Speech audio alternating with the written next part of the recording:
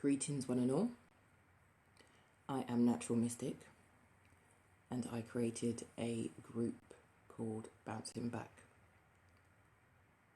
It was to help myself and others like me who have experienced debt and have struggled paying bills and creditors and debtors over a period of time.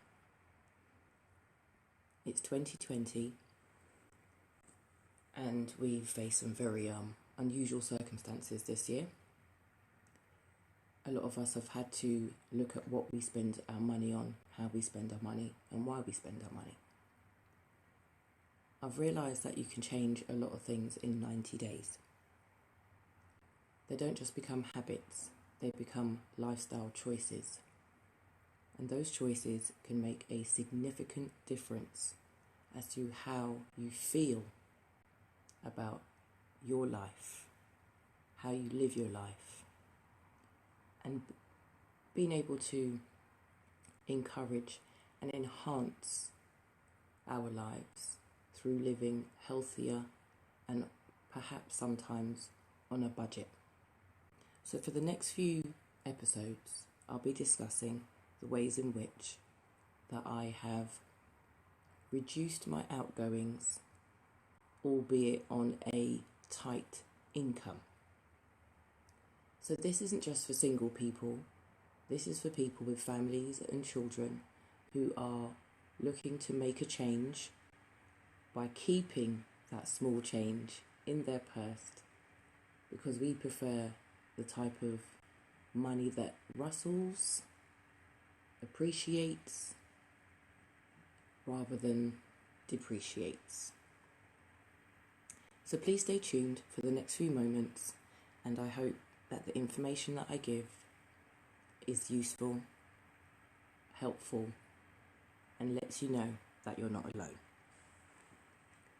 So if you're the type of person like me who was living paycheck to paycheck, stressed out, constantly and consistently worried about money, and I was actually scared to look at my bank account to see what had gone in and how quickly it had all come out.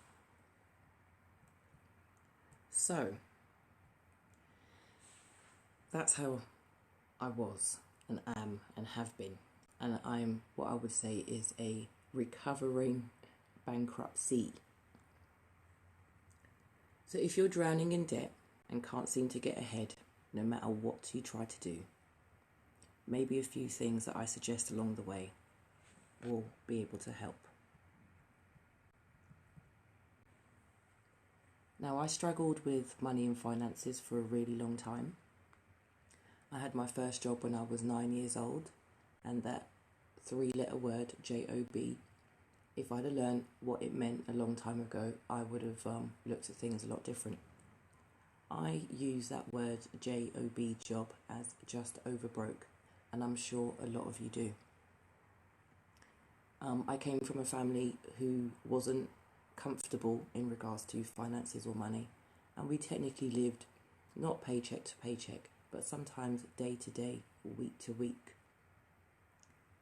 I went through a really rough period in my life where I was in a poor relationship, and in order to get out of it, I decided to use my credit status, should we say, and my finances to kind of pay that person off in order to walk away from them and get on with the rest of my life.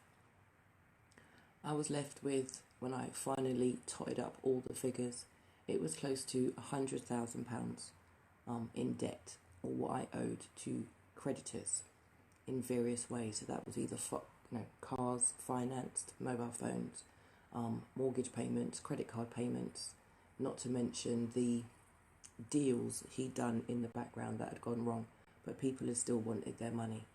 He was incarcerated. I was still out and about, should we say. They knew where I lived, they knew where I worked.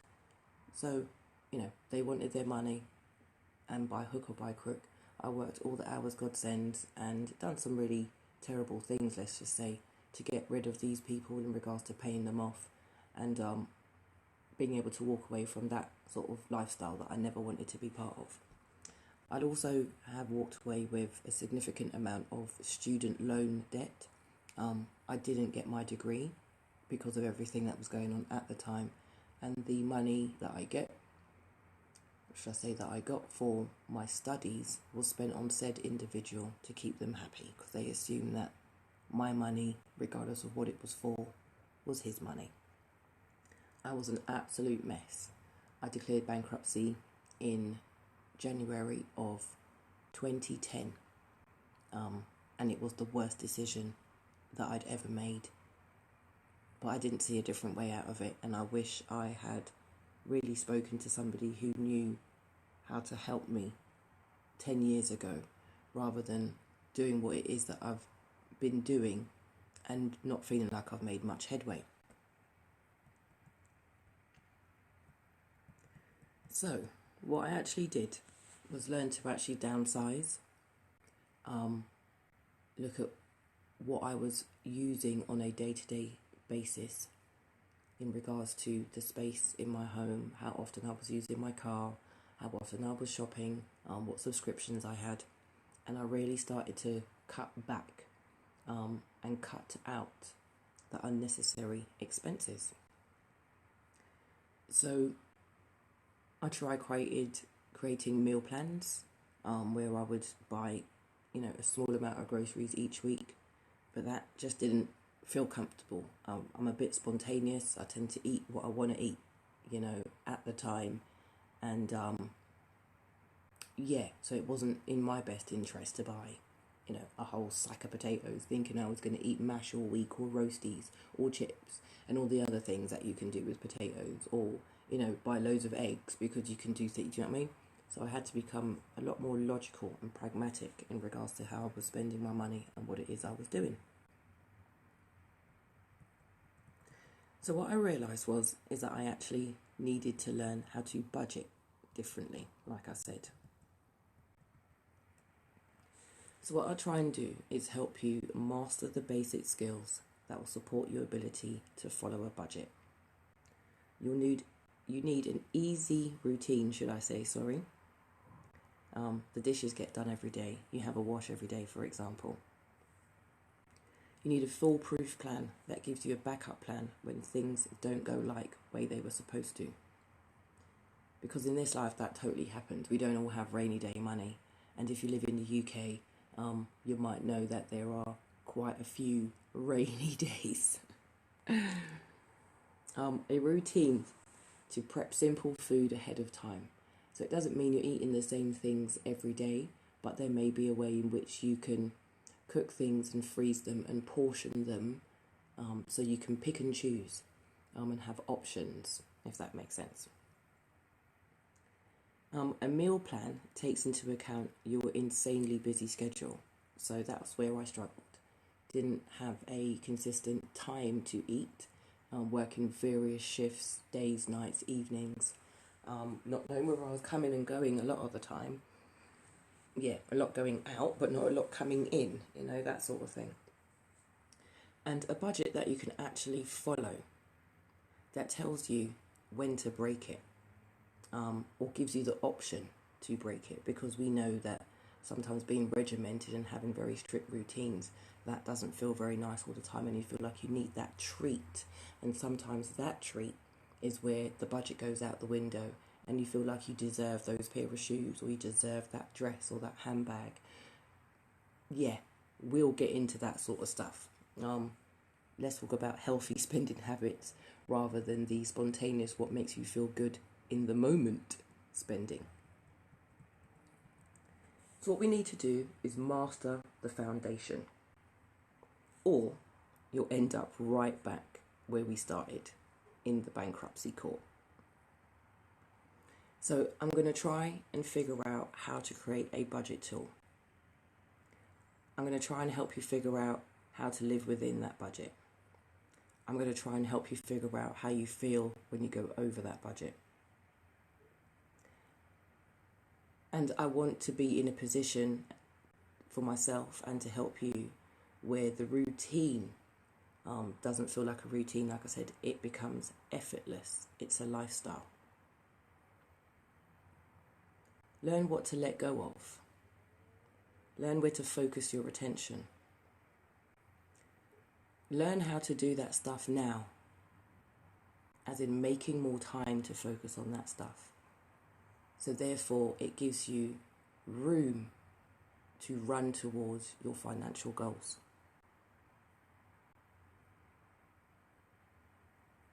Learn how to advise your family, especially your children, or your partner, husband or wife, girlfriend, boyfriend, man, woman, that sort of thing. Speak to them about your goal and your financial plans and budgeting ideas, and see if they'll get on board with you. Learn to get excited about not spending money. A few weeks ago, I attended a vision board session called Revision My Mission. I instigated that event with a very good friend of mine called Rihanna. We are also mentors, guides, and big sisters for Womanhood Academy. And with her help, guidance, and her insight, I've been able to revision my mission. I started out a year ago talking about budgeting, ways to save money. 2020 presented us with the opportunity to just sit indoors and stop for a moment. Some people still had to work from home. However, the salaries changed, our outgoings changed, and this should have given us a real opportunity to have a look at our financial education and our financial goals. So let me leave this here. This situation is not hopeless, and there is a way out. It feels like you're in a quagmire, in a very dark tunnel, and there is no way for you to build up your foundation so you see the light of day. Now, I'm not saying that this process is easy, and at times it may even feel a little bit messy, but out of the mess, you will see the sun again, the sky, the daylight. You'll be able to look up rather than constantly looking down, feeling ashamed about your debt. I've read loads of books. I've listened to loads of motivational people talking.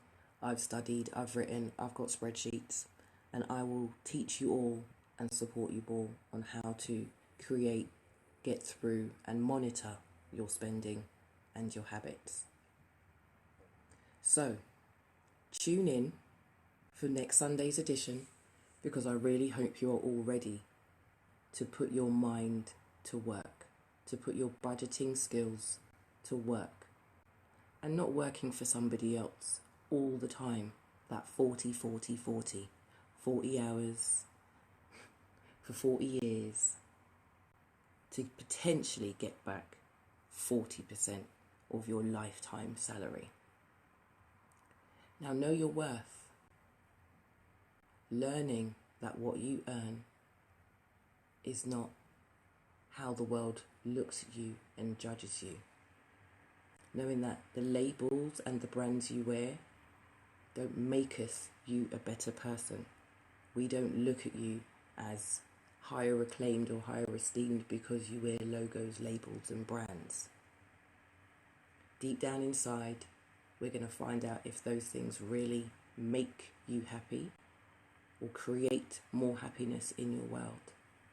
Let's dig deep into why we feel we need to wear these labels, logos, and brands in order to feel better about ourselves. Is it because those of us maybe feel like we're the have-nots and we're looking at those who have? Do we need to have a look at that mind shift of gratitude and thankfulness of what we do have and what we can do with it, rather than looking at our glasses being half empty? Is it half full? Thank you for taking the time to listen, and I hope for the next few weeks you find some very useful information as we bouncing back with our budgets.